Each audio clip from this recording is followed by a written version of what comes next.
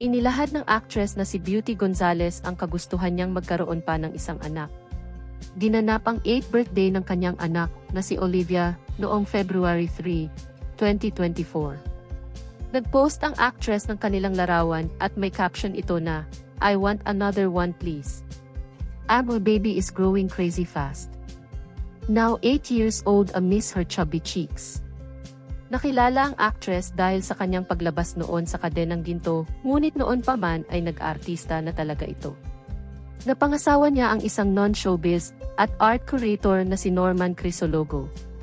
Masaya silang pamilya at nangangarap pa nga talaga ng isa pang anak si Beauty dahil gusto nitong magkaroon ng kapatid si Olivia at magkaroon ulit ng baby na chubby cheeks.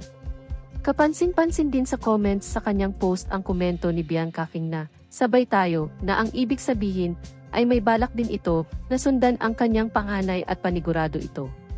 Sa edad ni Beauty na 32 years old, posible pa itong sundan si Olivia at tiyak na mas magiging masaya ang kanyang pamilya dahil the more the merrier. Narito ang ilang video ng mag-ina.